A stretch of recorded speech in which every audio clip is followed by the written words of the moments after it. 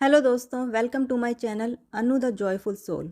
दोस्तों, आज मैं बात करने वाली हूँ पेरेंटिंग के बारे में। पेरेंट्स अपने टीनेजर बच्चों के साथ अपना रिलेशनशिप कैसे खूबसूरत बना सकते हैं। तो चलिए जानते हैं कि ये टीनेज होती क्या है। टीनेज मन मर्जी वाली एज होती है जिसमें टीनेजर बच्चे अपनी ज़िंदगी को एक अलग नज़रिए से देखने लगते हैं। बच्चे जब बड़े होने लगते हैं उनका खुद का ओपिनियन होता है। वे फ्रीडम से अपनी ज़िंदगी जीना चाहते हैं। उन्हें लगता है कि इस एज में उन्हें कोई रोकने टोकने वाला ना हो। और अब हम जानेंगे कि टीनेजिंग में कौन कौन सी प्रॉब्लम होना शुरू होती है। जैसे कि एंगर। इस एज में बच्चों को बहुत गुस्सा आने लगता है। उन्हें लगता है कि वो जो करना चाहते हैं वही सही है, कोई उनकी लाइफ में इंटरफेयर ना करे। इस एज में बच्चों का एटीट्यूड रहता है कि माई लाइफ माई डिसीज़न। वे किसी की सुनना नहीं चाहते हैं। और जब पेरेंट्स उन्हें कुछ समझाना चाहते हैं तो वे उनके साथ आर्ग्यूमेंट करते हैं, बैक आंसरिंग करने लगते हैं। उनका एरोगेंस बढ़ जाता है और इस तरह धीरे धीरे बच्चे अपने पेरेंट्स से इमोशनल डिस्टेंस बना लेते हैं और बहुत सी बातें उनसे छुपाने लगते हैं। और फिर वे अलोन रहना पसंद करते हैं और धीरे धीरे अलोन रहते हुए वो अपने आप में इतना अकेलापन महसूस करता है कि किसी के साथ अपने मन की बात शेयर नहीं कर पाता है। और फिर ये अलोननेस लोनलीनेस में बदल जाता है। कई बार बच्चा अपने आप को इतना अकेला महसूस करता है कि किसी के साथ अपने मन की बात शेयर ही नहीं कर पाता है। या फिर कुछ बच्चे ऐसे माहौल में, ऐसे एनवायरनमेंट में रहते हैं जहाँ उसे कुछ अपनी मर्ज़ी का कुछ करने की आज़ादी ही नहीं होती है। उसके ऊपर बहुत सारे रेस्ट्रिक्शंस होते हैं, ये मत करो, वो मत करो, तुम्हारे लिए ये सही नहीं है। तो ऐसे में बच्चा अपने आप को बहुत अकेला फील करता है। या फिर पेरेंट्स इतने बिजी होते हैं कि अपने बच्चे को टाइम ही नहीं दे पा रहे हैं और बच्चा अकेला महसूस करते हुए अंदर ही अंदर घुटता रहता है। बच्चे को ऐसा लगने लगता है मेरा कोई नहीं है, कोई मुझसे प्यार नहीं करता है। इसलिए वो बाहर की दुनिया चुनता है जहाँ उसे कोई रोकने टोकने वाला ना हो। और यहीं से वो एक बुरी संगत में पड़ने लगता है। बुरी संगत में पड़ने की एक वजह ये भी हो सकती है कि किसी बच्चे को एक्सेस फ्रीडम मिली हो और पेरेंट्स के पास उसको देने के लिए टाइम ही ना हो। ऐसे केस में बच्चा या तो एडिक्शन की तरफ बढ़ने लगता है या फिर डिप्रेशन की तरफ बढ़ने लगता है। तो चलिए अब बढ़ते हैं पेरेंटिंग टिप्स की तरफ। कैसे पेरेंट्स अपने बच्चों के साथ अपने रिलेशन को बेहतर बना सकते हैं और कैसे उनके साथ अपनी बॉन्डिंग को स्ट्रॉन्ग कर सकते हैं। पहला टिप है स्टे कनेक्टेड। अपने बच्चों के साथ कनेक्टेड रहिए, फिजिकली भी और सोशली भी। क्योंकि पेरेंट्स को लगता है कि अब बच्चा बड़ा हो गया है, हमें उसे फ्री छोड़ देना चाहिए। जबकि पेरेंट्स को अपने बच्चों के साथ एक प्यारा सा कनेक्शन बनाए रखना चाहिए। बीइंग ए पेरेंट आपको पता होना चाहिए कि आपके बच्चों के साथ क्या हो रहा है, आपके बच्चे के फ्रेंड्स कौन से हैं। आपको ये भी पता होना चाहिए कि आपका बच्चा पूरे दिन स्कूल में क्या करता है, वो सोशल मीडिया पर क्या देखता है, किस तरह की चीज़ें वो सीख रहा है। और ये कनेक्टिविटी बनाए रखने के लिए आपको अपने बच्चे को टाइम देना पड़ेगा। आप अपने टाइम को इस तरह मैनेज कीजिए ताकि अपने बच्चे को इनफ टाइम दे पाएँ, जिससे आप उसके साथ फिज़िकली एंड इमोशनली कनेक्शन बनाए रखें। दूसरा पॉइंट है गोइंग फॉर ए पिकनिक और ए ट्रिप। अपने बच्चे के साथ एक अच्छी बॉन्डिंग क्रिएट करने के लिए टाइम टू टाइम आप कोई पिकनिक या ट्रिप का प्लान कीजिए, जिससे आप दोनों एक दूसरे के साथ ज़्यादा से ज़्यादा टाइम बिता पाएँ, जिससे कि एक स्ट्रॉन्ग बॉन्डिंग क्रिएट होगी, आपके रिश्ते को नरिशमेंट मिलेगा। Third point is appreciate the work.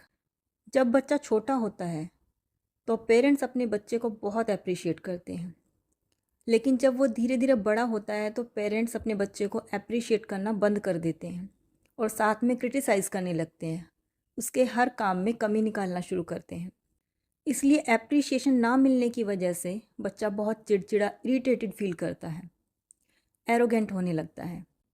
तो अब से भले ही आपका बच्चा आपका कहना नहीं मानता है, कोई काम ठीक से नहीं करता है, अगर उसने एक काम भी कोई अच्छा किया है तो आपको उसे अप्रिशिएट करना है। और ध्यान रहे, आपको बच्चे को अप्रिशिएशन नहीं देना है, बच्चे के उस काम को अप्रिशिएशन देना है कि कितनी सरलता से, कितने अच्छे से उसने उस काम को हैंडल किया, उस काम के लिए कौन कौन से एफ़र्ट्स डाले उस बच्चे ने। उस काम को फोकस करते हुए आपको उस काम को अप्रिशिएट करना है, ना कि बच्चे को। इससे होगा ये कि बच्चा अपने आप को प्रोडक्टिव भी बनाएगा और उसमें एरोगेंस भी नहीं आएगा। Fourth point is common interest. Parents और बच्चे के बीच एज फैक्टर बहुत मैटर करता है। मतलब बच्चा जिस तरह से सोचता है पेरेंट्स उस तरह से नहीं सोचते हैं, और पेरेंट्स जैसा सोचते हैं उस पॉइंट ऑफ व्यू से बच्चा नहीं सोचता है। तो इसलिए पेरेंट्स को कुछ ऐसा ढूंढने की ज़रूरत है जो दोनों के बीच कॉमन हो। ऐसा कोई काम, ऐसी कोई एक्टिविटी जो दोनों के लिए बहुत इंटरेस्टिंग हो, जिससे दोनों के बीच एक अच्छी बॉन्डिंग क्रिएट हो सके। किसी न किसी तरीके से अपने बच्चे के साथ कनेक्टेड रहिए और अपने बच्चे की समझदारी के हिसाब से उसे फ्रीडम देना चाहिए। हर चीज़ के लिए मना भी नहीं करना चाहिए और ना ही हर चीज़ के लिए हाँ करें। Fifth point is adventure. इस एज में बच्चे कुछ एडवेंचरस करना चाहते हैं। अगर इस एज में उन्हें बाइक या कार दे दी जाए तो वो बहुत तेज़ स्पीड से उसे भगाने की कोशिश करते हैं। उन्हें लगता है कि हमें सब कुछ आता है, हम बहुत अच्छे से हैंडल कर सकते हैं। उन्हें हर वक्त एक जोश रहता है कुछ ना कुछ नया करने का। तो इसके लिए पेरेंट्स को अपने बच्चों के साथ कुछ एडवेंचरस करने की ज़रूरत है, जैसे कि किसी एसएल पार्क में जाएं, या बच्चों के साथ रेस लगाएं, या किसी लॉन्ग ड्राइव पे जाएं, ताकि बच्चों को वो सारी चीज़ें घर में ही मिले। अगर ये सारे एडवेंचर पार्ट उसको घर में नहीं मिलेंगे, ये एडवेंचरस एक्टिविटीज़ घर में नहीं मिलेंगी, तो ये सारी एक्टिविटीज़ वो अपने दोस्तों के साथ बाहर करना चाहेंगे, जो कि आउट ऑफ कंट्रोल भी हो सकती है। Sixth point is outdoor activity.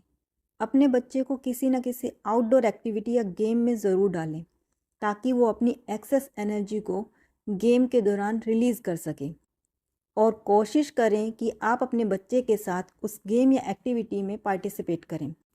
और जब आप उसके साथ इस तरह से कनेक्टेड रहेंगे तो बच्चे को लगेगा ये सारी चीज़ें उसको उसके घर में ही पेरेंट्स के साथ मिल रही हैं, तो वो ये सारी चीज़ें बाहर नहीं ढूंढेगा।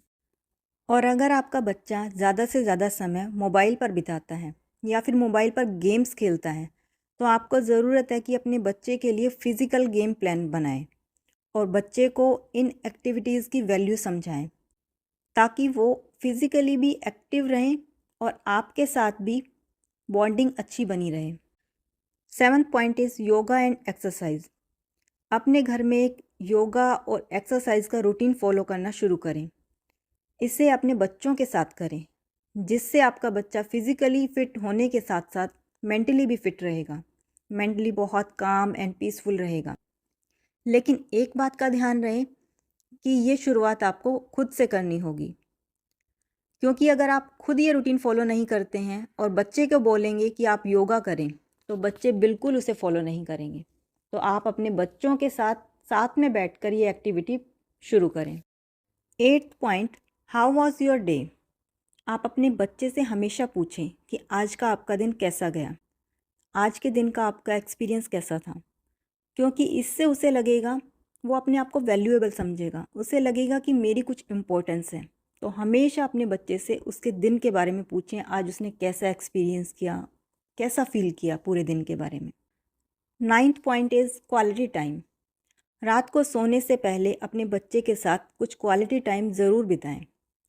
अगर आपके बच्चे के साथ पूरे दिन में कुछ ऐसा हुआ जिससे वो बहुत अपसेट है और वो इस बात को किसी के साथ शेयर नहीं कर पाया, तो इस क्वालिटी टाइम में आप उसके हाव भाव देखकर समझ पाएंगे कि वो किसी इमोशनल लेवल पर परेशान है, और आप उससे बात करके उस हैवी इमोशन को रिलीज़ करने में बच्चे की हेल्प कर सकते हैं।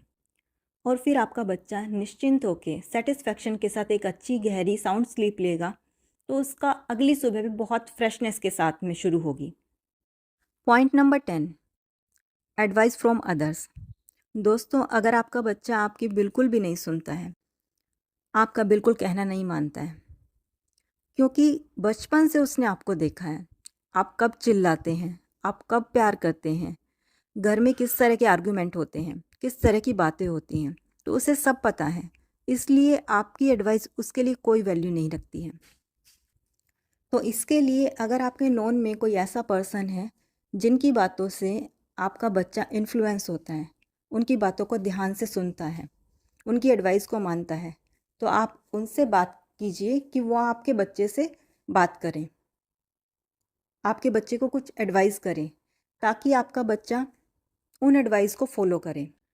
किसी और के बच्चे आपसे एडवाइस लेने के लिए रेडी होंगे, लेकिन आपका खुद का बच्चा आपकी एडवाइस की कोई वैल्यू नहीं रखता है। तो इसीलिए अगर ज़रूरत पड़े तो आप एडवाइस किसी दूसरे से लीजिए, जिससे आपका बच्चा इन्फ्लुएंस होता हो और उनकी बातें मानता हो। दोस्तों, आज के लिए बस इतना ही।